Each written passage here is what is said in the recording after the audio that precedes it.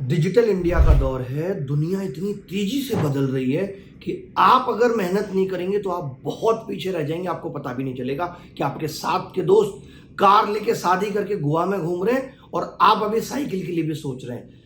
बहुत अच्छा मौका मिला है कि इस बार सीजीएल में सिलेक्शन लेना है। जी जान लगा दो या फिर तैयारी छोड़ दो।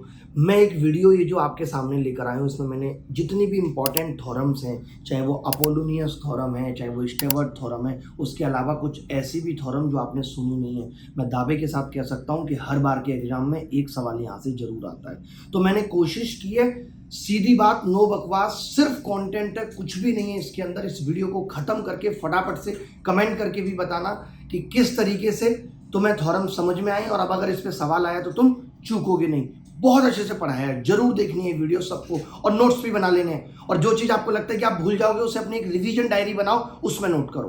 तो चलो देखो, इस वीडियो को एंजॉय करो। हाँ, एक इन्फॉर्मेशन और आपके साथ साझा करनी थी कि मैं इस बार मेंस की तैयारी 5 महीने करा रहा हूँ टॉपर्स बैच में, और आज उस बैच की लास्ट डेट है। अगर आपने अभी तक आप सोच रहे थे कि आपको टॉपर्स बैच में आना है, तो आपके पास आज मौका है कि आप टॉपर्स बैच में आ सकते हो। हमने पहले से ही फीस काफ़ी कम की हुई है। हमने आपको हेल्प 50 कोड दिया कि आपकी फीस एकदम कम हो जाए। इसके अलावा भी अगर आपको लगता है कि आप टॉपर्स बैच में आना चाहते हो और आपके पास और कम पैसे हैं, या फिर आप अपाहिज हो, आपके माँ बाप नहीं हैं, आपका अंत्योदय सर्टिफिकेट बना हुआ है, या कोई भी ऐसी मजबूरी जो कि आप जस्टिफाई कर पाओ, तो आप हमारे नीचे दिए गए नंबर पे कॉल करके मदद मांग सकते हो। आपकी मदद जरूर की जाएगी। आप मैसेज करके छोड़ दीजिएगा। ये मत सोचिएगा बैच आज बंद हो जाएगा, अब नहीं होगा। नहीं, अगर आपका मैसेज कल भी पढ़ाया जाएगा तो आपको बैकएंड से ऐड कर दिया जाएगा। तो ये वीडियो पढ़ के जरूर बताना कैसा लगा आपको। Thank you.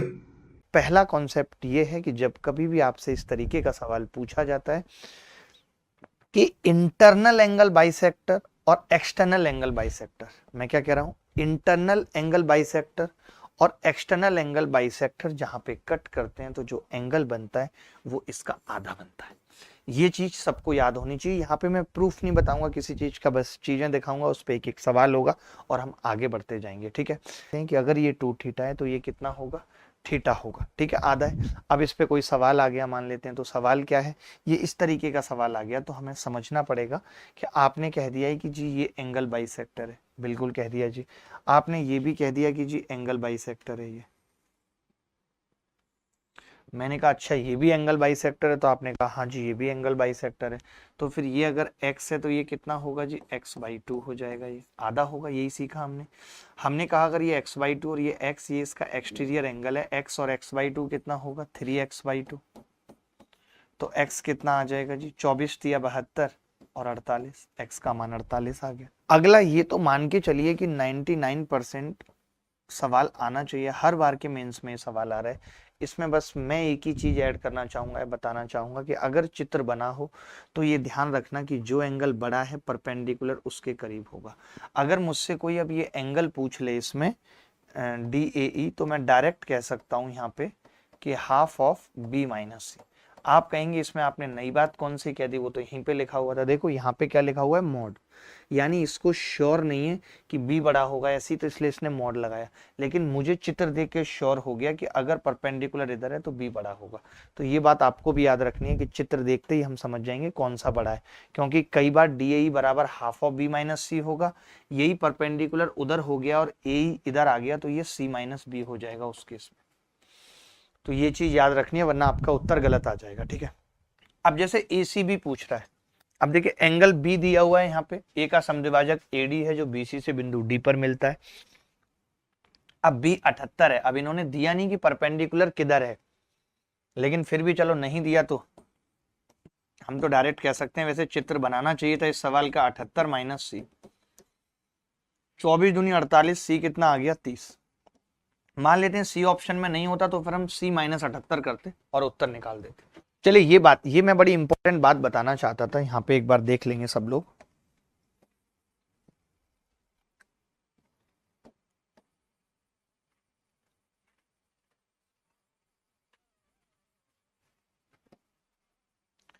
यहाँ पे मैं ये चीज बताना चाहता हूँ, सबको याद रखनी पड़ेगी। ये चीज क्या है कि अगर एंगल A 120 डिग्री हो गया तो आपको याद रखना है कि जो इसके सामने वाली भुजा है ए स्क्वायर वो होगी बी स्क्वायर प्लस सी स्क्वायर प्लस बी सी, ये कोसाइन रूल से आता है।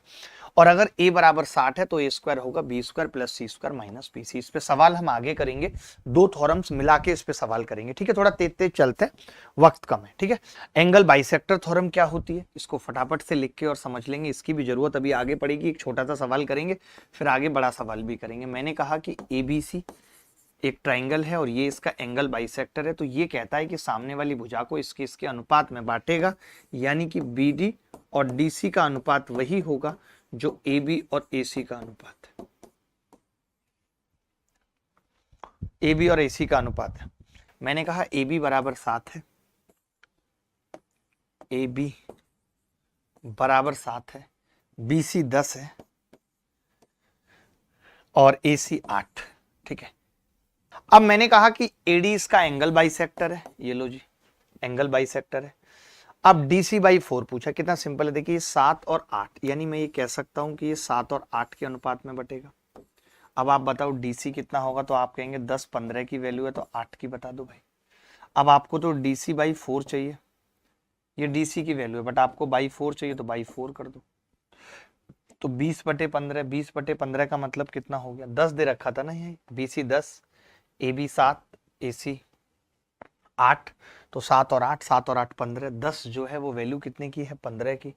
और हमसे DC पूछ रहा था, 8 की वैल्यू पूछ रहा था, तो 8/4, 4 और कर दिया, 4 दूनी 8, 5 तिया 15, 5 दूनी 10, 4/3, यही उत्तर आ गया।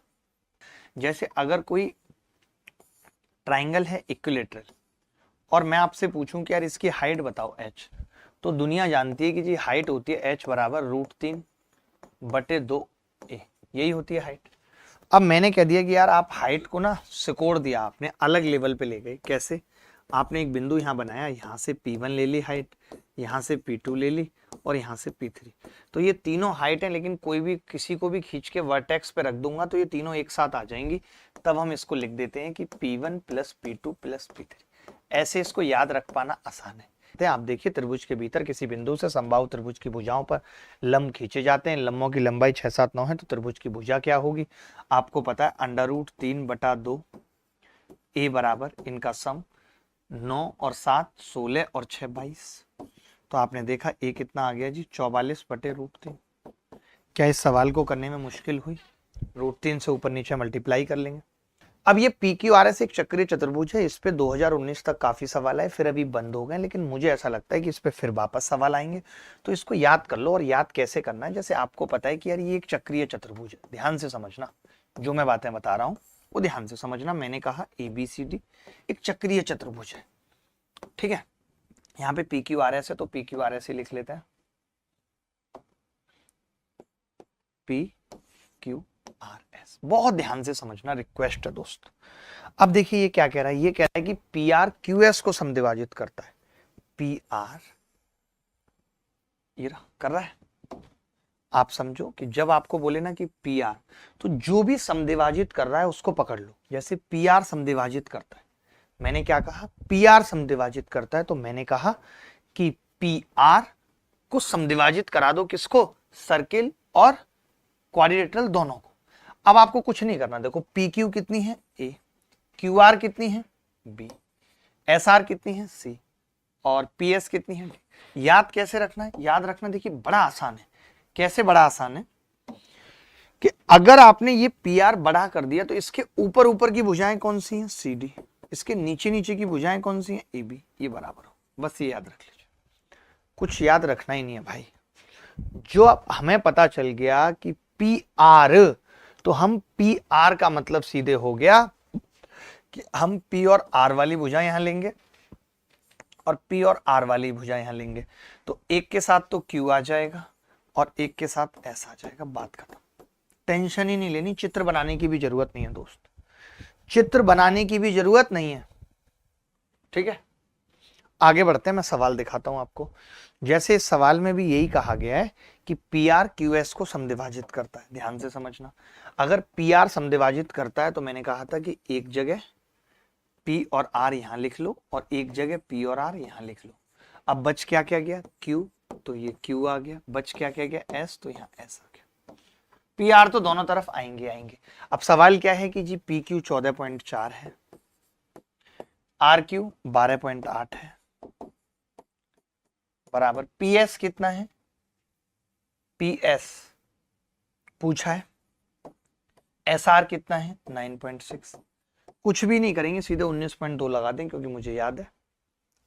ये सवाल देखिए, अच्छा ये सवाल जिन जिन को भी नहीं पता उनको मैं बता देता हूँ, याद करना है आपको ये चीज भी, क्योंकि इस पे भी सवाल आने के चांसेस है। जब कभी कोई ये कह देता है ना कि विकर्ण के बिंदुओं को मिलाने वाले रेखाखंड की लंबाई, तो ये होती है half of difference A B minus C D. बस ये याद रखना है direct, half of A B minus C D. कोई प्रूफ की जरूरत नहीं है, कुछ करने की जरूरत नहीं है, चित्र बनाने की जरूरत नहीं है, बस ये याद रखना है कि विकर्ण को मिलाने वाले रेखाखंड की लंबाई दोनों पैरेलल लाइंस के बीच के डिफरेंस का आधा होती है। इसका डिफरेंस कितना 4.8 का आधा कितना होगा 2.4। ये इंपॉर्टेंट है, याद रखना है, ठीक है। ये वाली चीज, इस पे सवाल आने के चांसेस हैं भी और नहीं भी। देखिए सीडीएस में आ रहे हैं तो यहाँ पे भी आ सकते हैं कि जब ऐसा हो कि ये बी है भुजा, ये सी है भुजा, ये ए है और इस तरीके से ये बन रहे हैं क्या सर्किल, ठीक है। मान लेते हैं एन सर्किल है, तो जो आर होती है इसकी रेडियस होती है वो क्या होती है, area of triangle ABC, s यानी semi perimeter plus n minus 1 into h. आप चाहो तो इसे डायरेक्ट याद रख सकते हो। क्या होता है मैं फिर से बता देता हूँ, आर बराबर एरिया ऑफ ट्राइंगल एबीसी बटे एस। हम आर बराबर डेल अपॉन एस कहते हैं, तो वो तो याद रखना ही है, आर बराबर del upon S. But R ये छोटे वाले सर्किल हैं तो एन माइनस 1 इंटू एच और रख देना है। कैसे याद रहेगा कि एन मान लेते हैं ये एक ही होता, तब तो डेल बाई एस सूट कर ही जाता क्योंकि ये 0 हो जाता, तो याद रहेगा। इस पे सवाल दे देता हूं मैं। अब देखिए ये सवाल इन्होंने पूछ लिया कि एबीसी की भुजा 6 सेंटीमीटर, एक समबाहु त्रिभुज और कितने वृत्त हैं 1 2 3 4 5, ठीक है। तो आर का मान क्या होगा, डेल यानी अंडर रूट 3/4 ए स्क्वायर 6 का स्क्वायर बटे एस सेमी पेरीमीटर 6 × 18 का आधा 9 प्लस एन कितने हैं 5 माइनस 1 4 इंटू हाइट कितनी है √3/2 ए यानी 6। तो हमने देखा ऊपर कितना आ गया 4 नीम 36 9√3 बटे नीचे कितना आ गया 2 तिया 6 4 तिया 12√3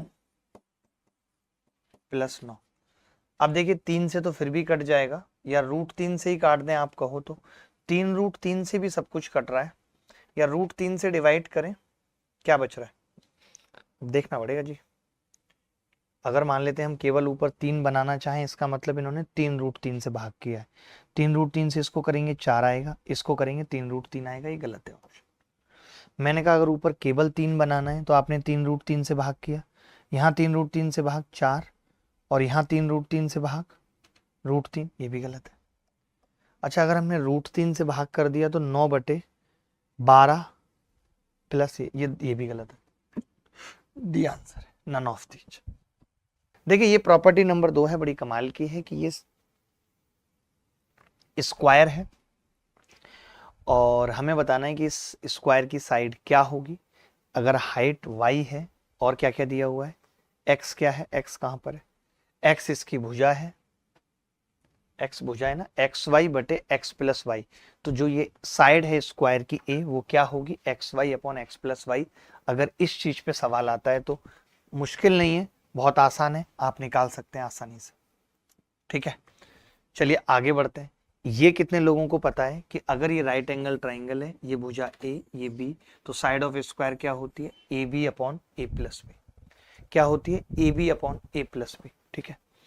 इसके बाद अगर इस तरीके से बना हुआ है ये a ये b ये c, तब क्या होता है A B C upon A square plus B square plus A B. कई जगह इसको इस तरीके से भी लिख देते हैं, आपको पता है पाइथागोरस से ए स्क्वायर प्लस बी स्क्वायर क्या होगा सी स्क्वायर प्लस ए बी, ऐसे भी लिख देते हैं, ये भी चलेगा, ठीक है। क्लियर है बात। देखिए then circle C1 C2 C3 with radius R1 R2 and R3 then R2 बराबर, ये मैं ये कहता हूं कि जब दो रेखाओं के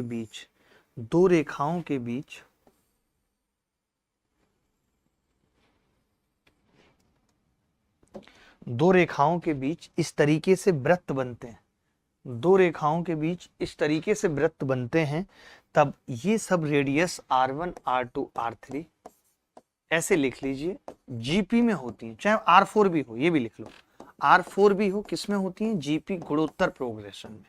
अब ये तीनों अगर गुणोत्तर प्रोग्रेशन में है तो वो गुणोत्तर प्रोग्रेशन क्या होती है? R2 स्क्वायर बराबर R1 R3। तो ये डायरेक्ट आप याद रख सकते हैं, R2 बराबर अंडर रूट R1 R3। एक चीज और लिख लेना यहाँ पे, अगर एंगल A बराबर 60 है तब ये 1 3 9, अभी भी देखिए जीपी में, लेकिन 1 3 9 27 इस फॉर्म में होती है। ये वाली बात अलग से लिख लीजिए कि अगर एंगल A 60 है तब 1 3 9 27 रेडियस होती है। देखिए, in the given figure radius of smaller circle is 12 and radius of the largest circle is 27, find the radius of the middle circle. बड़ा कमाल का सवाल है, और देखिए कब आया है? सीजीएल मेंस में आया। आप सोच सकते हैं कब आया है? सीजीएल मेंस में आया। कैसे? स्मॉलर सर्किल की रेडियस 12, बड़े सर्किल की रेडियस 27। हमने क्या कहा? इसकी रेडियस क्या होगी कूद के? 12 गुणा 27। तो क्या क्या कॉमन आ जाएगा? 3 कॉमन आ गया, 9 चौक 36, 6 कॉमन आ गया, बराबर 18। तो अब ये याद रहेगा।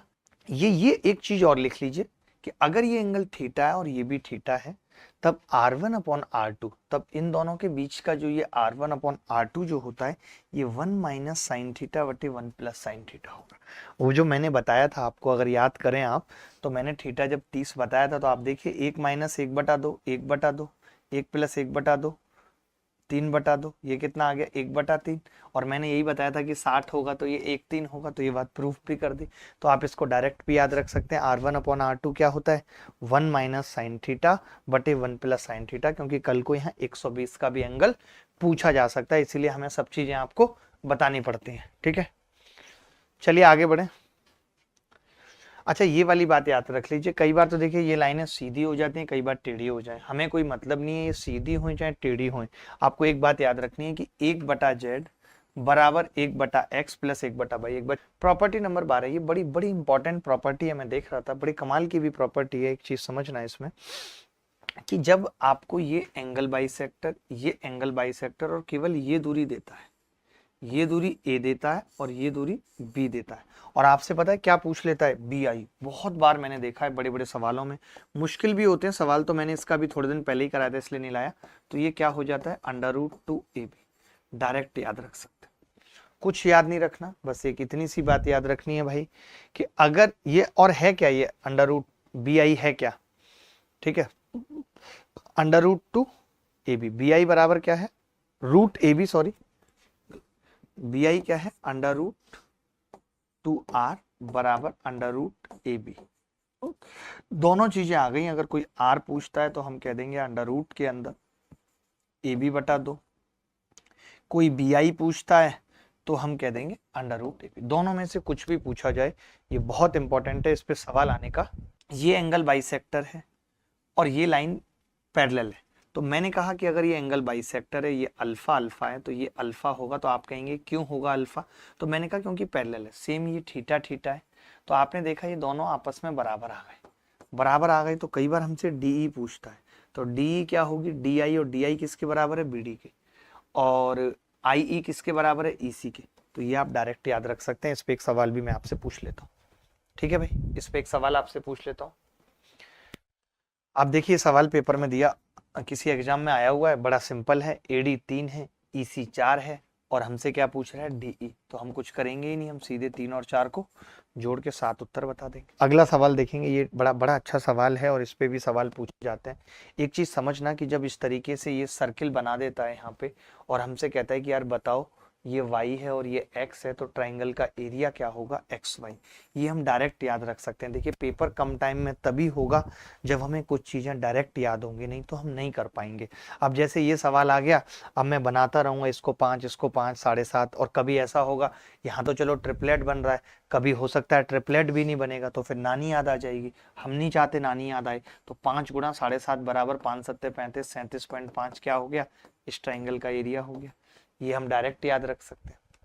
अच्छा, स्टेवर्ट थ्योरम समझ लेते हैं और इसके 3 पॉइंट भी समझ लेते हैं, फिर अभी वापस प्रॉपर्टी पे आएंगे, ड्राइव रिजल्ट पे आएंगे, बहुत लंबी क्लास है। स्टेवर्ट थ्योरम का हाल ये है कि बच्चों को ये याद होके ही नहीं दे रही। क्यों नहीं याद होके दे रही? मेरी समझ में नहीं आ रहा। क्या चाहते हो तुम? नहीं याद हो रही तो देखो भाई, मैं इसके सारे एस्पेक्ट बताता हूँ, बहुत अच्छे से समझाने की कोशिश करता हूँ। प्रूफ नहीं बताऊंगा, बस एस्पेक्ट बताऊंगा। ABC एक ट्राइंगल है, और यहाँ से मैंने कोई लाइन खींच दी, बी के सामने की भुजा बी है, सी के सामने की भुजा सी है, इसको मैंने m रेशियो n में बांट दिया और ये a है। ठीक है भाई, मुझे खुद नहीं याद होती, ये पता है, सही बात ये है। अब मैंने कहा कि यार अगर मैं AD की बात करूं तो AD कैसे निकलेगा, तो आप कहेंगे AD मतलब हील होता है, आसानी से निकल आएगा c स्क्वायर और n, ये वाला हिस्सा, और b स्क्वायर m बटे m प्लस n यानी a माइनस mn। बस इतनी सी चीज याद रखनी है और कुछ याद रखना ही नहीं है मेरे बच्चे, कुछ नहीं याद रखना। अब देखिए जिन सवालों में ये कह देता है कि भाई आइसोसेल्स ट्रायंगल है, तब पता है करने के लिए कुछ नहीं रह जाता, आइसोसेल्स ट्रायंगल बोल दिया, तब फिर स्टेवर्ट लगाना बड़ा आसान है। वो तब तक ही मुश्किल है स्टेवर्ट लगाना जब तक कि ये बात ना बोली हो कि आइसोसेल्स है या एंगल बाइसेक्टर है। अब अगर बी और सी बराबर है, बी और सी बराबर है, आइसोसेल्स ट्रायंगल है, बी और सी बराबर है, तब हम यहाँ पे क्या कह सकते हैं, आप कह सकते हैं कि जी AD, और उस केस में क्या होगा जी, बी स्क्वायर कॉमन आ जाएगा ब्रैकेट में m प्लस n, और ये तो a के ही हिस्से हैं भाई, तो आप कह देंगे कि अगर ये a के हिस्से हैं तो कट जाएंगे, तो उस केस में AD, ये AD का स्क्वायर है दोस्त, करेक्ट कर लेना, AD का स्क्वायर है, उस केस में AD का स्क्वायर सिंपल आ जाएगा बी स्क्वायर माइनस mn। आप डायरेक्ट याद रख सकते हैं, ये इसका सेकंड एस्पेक्ट है कि AD स्क्वायर बराबर बी स्क्वायर माइनस mn, बस इतनी सी बात होगी। अच्छा अगर ये आइसोसेल्स ना बोलता, ये इसका पहला एस्पेक्ट तो हो ही गया, उसके बाद हमने दूसरा बता दिया, तीसरा भी इसी पेज पे चुपकाते हैं, फिर 1-2-4 सवाल करेंगे। इस पे सवाल आना तय है, आप सोच रहे होंगे इस पे कभी आया है, हाँ जी मेंस में आया है, मैं दिखाऊंगा आपको, ठीक है। चलिए अब मैंने कहा कि यार अगर ये AD एंगल बाइसेक्टर दे दिया सवाल में, देखिए हम अच्छा पढ़ा रहे हैं, अपनी तरफ से बेस्ट प्रयास है हमारा मेंस वाले बच्चों के लिए। अब मेंस के बच्चे ही कम है, सबसे बड़ी दिक्कत ये है।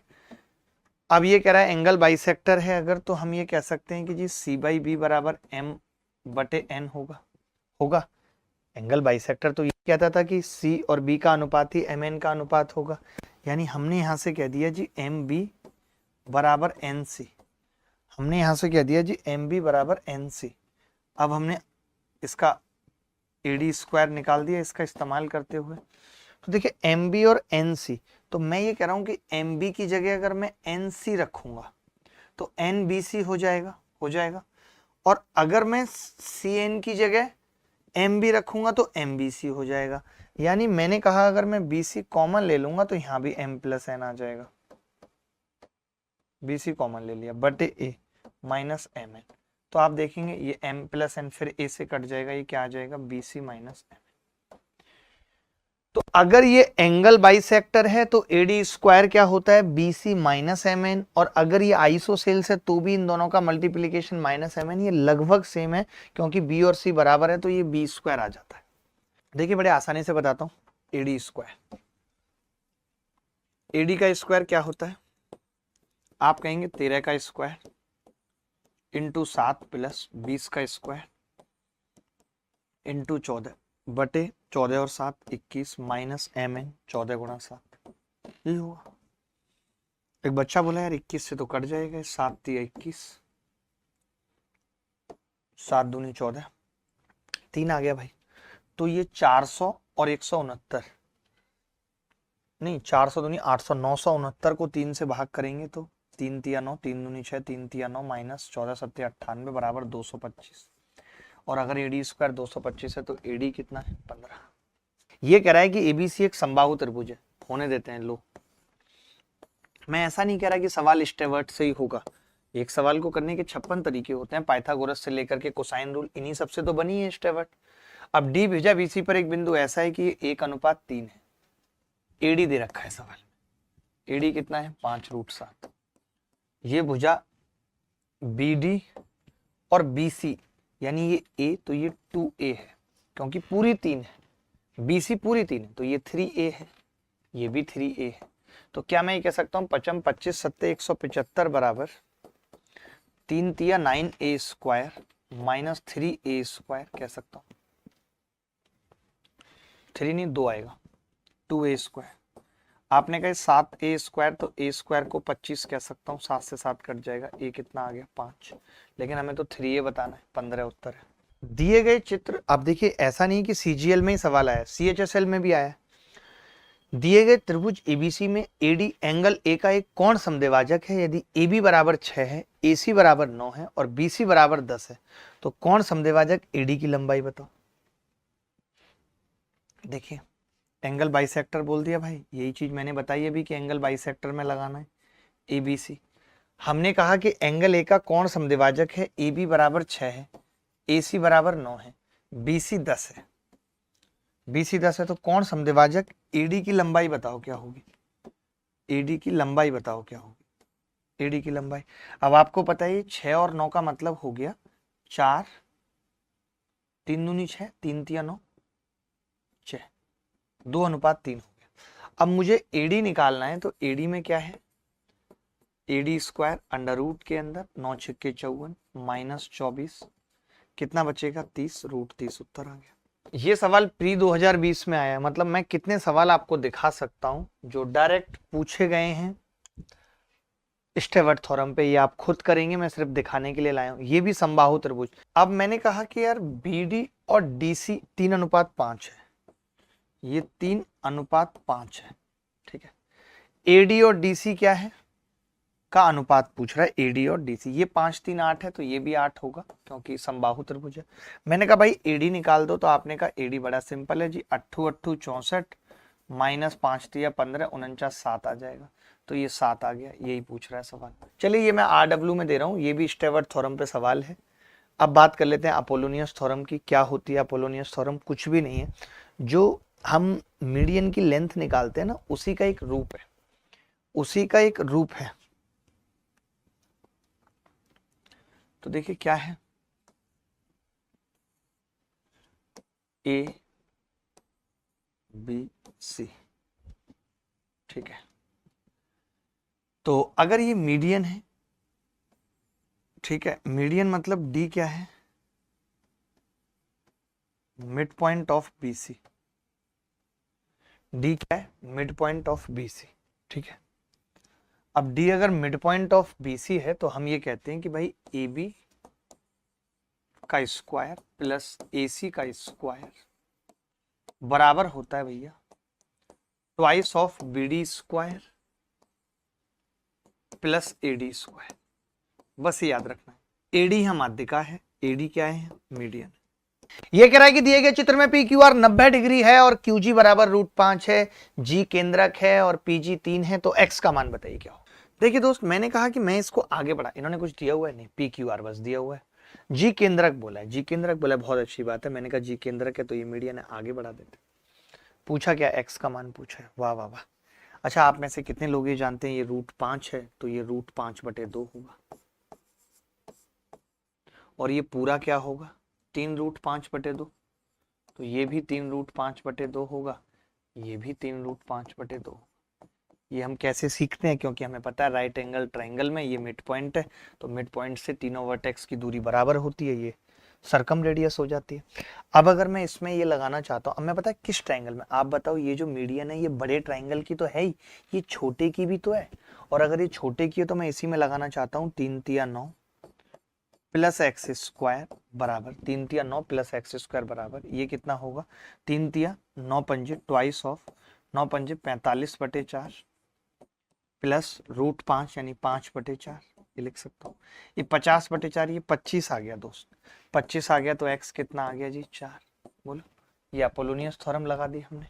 और 1000 वीडियो भी इस जीवन में बनानी पड़े तो अब 1000 टी-शर्ट तो बनेंगी बनेंगे, कोई नहीं रोक पाएगा जी। जो हमने एक बार कमिटमेंट कर दी फिर किसी के बाप की नहीं सुनी हमने, सलमान खान को छोड़ के। BP बराबर PQ, P और Q कर्ण BC पर 2 बिंदु हैं, ये P और ये Q 2 बिंदु हैं। AP कितना है 3।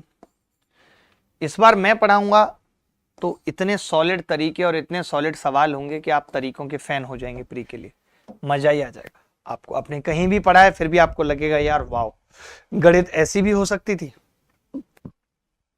देखिए BC की लंबाई पूछ रहा है तो हमने क्या किया, इन सबको ना 2x मान लिया। आप सोचेंगे जी 2x क्यों माना, मैंने कहा मैं x मानता 3x ना तो ये आधा करने में दिक्कत होती। अब मैंने इसकी मीडियन खींची है मिड पॉइंट से, तो मुझे पता है 6x तो ये 3x होगी और ये x होगा। अगर मैं एक्स एक्स मानता तो 3x/2, ये बाई टू परेशान कर देते हैं इसलिए नहीं माना।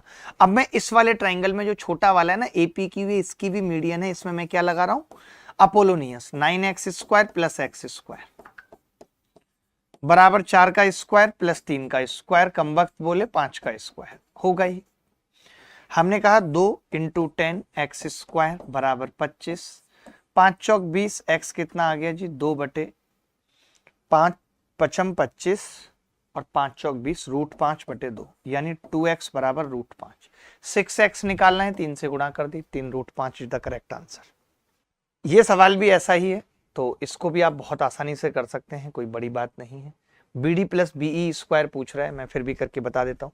जैसे इन दोनों का स्क्वायर पूछ रहा है तो मुझे पता है अगर मैं इसको मिला दूंगा, सवाल में क्या है AC 15 है, AC 15 का मतलब क्या है, AC 15 का मतलब कि ये 15/2 और ये भी 15/2 तो ये 15/4 हो जाएगी। ठीक है, तो हमें जो पूछ रहा है वो ट्वाइस ऑफ 225/4 प्लस 225/16। तो मैंने कहा 225 कॉमन ले लो भाई, ऐसे ही होगा ना, गलत तो नहीं किया हमने कुछ नहीं। अरे हमें पता है इन दोनों का मल्टीप्लिकेशन 2 के होगा। ये कितनी दे रखी है AC 15 है तो ये 15/2। अब ये 3 पार्ट हैं इसके, ओ सॉरी हमसे एक गलती हो गई, इसके 3 पार्ट हैं, 5 5 तो ये 5/2 होगी।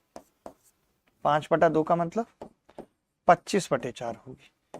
तो ये दोस्त कितना आ गया, 2 से 2 कट गया, 25 25 250/2 125 उत्तर आ गया।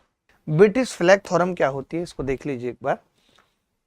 ये बड़ा इंपॉर्टेंट है और इस पे आती भी है। ये मैं एक चीज बताना चाहता हूँ कि चाहे रोम्बस हो, चाहे पैरेललोग्राम हो, चाहे स्क्वायर हो, चाहे रेक्टेंगल हो, कुछ भी हो और P एक बिंदु कहीं भी हो, आप कहेंगे कहीं से क्या मतलब है, अरे भैया अंदर हो P बाहर हो, P इसके ऊपर हो, कुछ भी हो, PA का स्क्वायर PC का स्क्वायर बराबर PB का स्क्वायर प्लस PD का स्क्वायर आपको रट के रखना है। बोलो रट के रख पाओगे, बोलो रट के रख पाओगे या नहीं, रट के रखना पड़ेगा दोस्त, बिना इसके काम नहीं होगा। ठीक है, आगे बढ़ते हैं, सवाल दिखाता हूं। जैसे अब मैंने देखा ये सवाल है, ऐसा सवाल आपके पेपर में आ गया कि भाई DP कितनी है, ये 8 है, ये PB कितनी है 2। आप में से कितने लड़के जानते हैं कि अगर ये 90 डिग्री है यानी राइट एंगल ट्राइंगल है, ये परपेंडिकुलर है, तो हम जानते हैं कि इन दोनों के मल्टीप्लिकेशन का अंडर रूट ये होता है 8 दूनी 16 का अंडर रूट, ये 4 आ जाएगा। अब जो हमने पढ़ा अभी पीछे थोरम में वो हम लगा सकते हैं कि भैया PA का स्क्वायर प्लस उस 4 का स्क्वायर 16 बराबर 8 का स्क्वायर 64 प्लस 4। तो आपने देखा 68 में से 16 गए 52 आ गया, 52 को हम 2 रूट 13 लिख सकते हैं, हाँ जी भाग के लिख सकते हैं, यही उत्तर है बी। कि अगर कोई वृत्त किसी चतुर्भुज की चारों भुजाओं को छूता है, कई बार इस पे सवाल आ गया और आगे भी आता रहेगा, कि अगर कोई वृत्त किसी चतुर्भुज की चारों भुजाओं को छूता है तो आमने सामने की भुजाओं का जोड़ AB + CD बराबर BC + AD होता है। बस इस चीज को रट लीजिए, आमने सामने की भुजाओं का जोड़ बराबर होता है। ठीक है, अब बस इसी पे सवाल है, ये तो कर लेंगे आसानी से, x की वैल्यू आ जाएगी। टॉलमी प्रमेय क्या है, ये बड़ी कमाल की प्रमेय है जी, ये आप सबको आनी चाहिए। इस पे मैं देख रहा हूँ आजकल खूब सवाल पूछे जा रहे हैं जी भर भर के। जैसे कि ये एक साइक्लिक क्वाड्रिलेटरल है, ABCD एक साइक्लिक क्वाड्रिलेटरल है मित्र, ABCD एक साइक्लिक क्वाड्रिलेटरल है, तो इसके डायगोनल का मल्टीप्लिकेशन यानी मैं कह सकता हूं BD × CD बरा प्लस इसके डायगोनल का मल्टीप्लिकेशन क्या होता है, देखिए इसके डायगोनल क्या है AC × BD, इनका मल्टीप्लिकेशन बराबर होता आमने सामने की भुजाओं AB × CD plus BC × AD। ठीक है, दोनों डायगोनल का मल्टीप्लिकेशन आमने सामने की भुजाओं के मल्टीप्लिकेशन के जोड़ के बराबर होता है, यानी AC × BD बराबर होता है AB × CD plus BC × AD। ABCD एक चक्रीय चतुर्भुज है और ABC एक समबाहु त्रिभुज। वाह क्या कमाल का सवाल है। ABC एक समबाहु त्रिभुज बनाते हैं, ABC एक समबाहु त्रिभुज है, भुजा A और A, ये डायगोनल है। ठीक है, DA और DC की लंबाई का जोड़ पूछ रहा है आपसे। ABC समबाहु बनाते हैं ना, ये नहीं है ABC समबाहु। ठीक है, अब देखो दोस्त, आपको पता है डायगोनल ए डायगोनल और एक डायगोनल कौन सा होगा? दोनों डायगोनल दे दिए इन्होंने, नहीं एक ही तो दिया है। ए बी सी एक समबाहु त्रिभुज है, ए सी बी ये और ये, तो ए इंटू बी डी बराबर a into d c plus a into a d, यही होगा ए डी। आपने कहा कि जी ए से ए तो कॉमन लेके कट गया, तो सवाल में हमसे डी सी और ए डी का सम पूछा था, वो कितना आ गया? बी डी, ए उत्तर आ गया। देखिए भाई, अगर ए सी व्यास है तो मैं ये कह सकता हूं कि ये 90 डिग्री का एंगल बनेगा, 8 15 ये 17 होगा डायगोनल, कह सकता हूं। ये भी 90 होगा, बीडी पूछ रहा है, ये 90 होगा तो ये 15 और ये 12, तो 15 और 12 का मतलब ये आ जाएगा 3 रूट 55 25 में से 16 गए तो 55 25 से बड़ा खतरनाक सा आ रहा है भाई। ये हमने कहा 8 15 6 17 आ जाएगा, 17 17 का मतलब 289 में से 144 घटाना है, 5 4 1 रूट 145 आ जाएगा। अब अभी आपने सीखा कि एक डायगोनल 17 और एक बीडी बराबर होगा 15 रूट 145, तो 15 रूट 145 प्लस 12 अट्ठे 96, ये उत्तर आ जाएगा। ये एकदम रट लीजिए, जितनी भी मैंने चीजें यहाँ पे लिखी हैं भाई रट लीजिए, इन पे सवाल अगर आएगा 100% आएगा, जितनी भी लिखी हैं, इसीलिए रिवाइज करा रहा हूँ। बी सी स्क्वायर कैसे निकलता है थोड़ा छोटा कर लेता हूँ ताकि सबको दिखे, आपको आता होगा, नहीं आता है तो नोट कर लीजिएगा, ठीक है। कैसे सारी चीजें आती हैं, बी सी स्क्वायर कैसे निकलता है, ए बी स्क्वायर कैसे निकलता है, सी डी ए डी का अनुपात क्या होता है, यही अनुपात बी डी सी और ए बी डी के एरिया का होता है। इस पे कुछ बेसिक सवाल दिए हुए हैं, ये बेसिक सवाल कर सकते हो। सीजीएल प्री 2022 में आया, ये टीयर 1 2021 में आया, सेम सवाल। अच्छा, आप में से ये सब लोगों को पता होना चाहिए, जो कैपिटल आर होती है सर्कम रेडियस, वो A B C upon 4 del होती है, 4 डेल होती है। राइट एंगल हाइपोटेनस बटे 2, अगर राइट एंगल है तो, इक्विलेटरल ट्राइंगल है तो ए बाई रूट 3, ठीक है। ये मैंने कैपिटल आर की बात की है बस। ये सवाल इस कैपिटल आर पे ही है। जैसे कैपिटल आर जब निकालने की बात आती है तो कई बच्चा सोचेगा यार इस सवाल में क्यू आर नहीं दिया। अरे इस सवाल में क्यू आर नहीं दिया, ठीक है मान लेते हैं नहीं दिया, लेकिन तीनों भुजाओं का मल्टीप्लीकेशन होता है, तो पी क्यू 24 दिया है, हाँ जी दिया है, पी आर 12 दिया है, हाँ जी दिया है, तीसरी भुजा नहीं दी, कोई बात नहीं, मैंने उसको ऐसे ही लिख दिया क्यू आर बटे 4 इंटू डेल, डेल क्या होता है हाफ। अब बेस इस ट्राइंगल का क्यू आर ही है और हाइट दे रखी है इस ट्राइंगल की 8, तो आपने देखा आप सवाल कर नहीं रहे थे, लेकिन आपको पता चला जब करने चले तो क्यू आर से क्यू आर कट गया, 8 दूनी 16, या 2 से इसको काटेंगे तो 6 बार, 8 से इसको काटेंगे 3 बार, 3 6 18 उत्तर आ गया।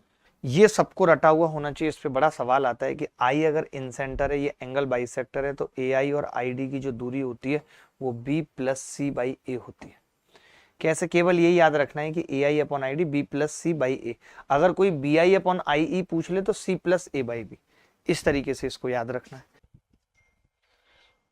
ये याद रख लीजिए कि जो स्मॉल आर होती है यानी इन रेडियस जो होती है, वो ट्राइंगल के अंदर जो तीनों हाइट होती हैं उनके इनवर्स का सम इस इन रेडियस का इनवर्स होता है। बड़ा आसान है, इस पे भी सवाल आ सकता है। कैसे आ सकता है? आपको आर दे दी, आपको 2 हाइट दे दी और कह रहा है तीसरी हाइट बताओ, और आप कंफ्यूज हो रहे हो कैसे निकालूं तीसरी हाइट, तो इस तरीके से निकाल सकते हैं। बहुत आसान है, इसका प्रूफ भी आसान है, खुद से कर सकते हैं। अच्छा, ये इस चीज पे भी मुझे डाउट है कि सवाल आने की उम्मीद है कि अगर ओ ऑर्थो सेंटर है, और ऑर्थो सेंटर कैसे बनता है? परपेंडिकुलर डालने से बनता है। ये मैं इंपॉर्टेंट चीजें बता रहा हूं जो मुझे लगता है कि सवाल आएगा। तो यहाँ पे आपको क्या याद रखना है? इसका मल्टीप्लीकेशन, इसका मल्टीप्लीकेशन, इसका मल्टीप्लीकेशन आपस में बराबर होता है।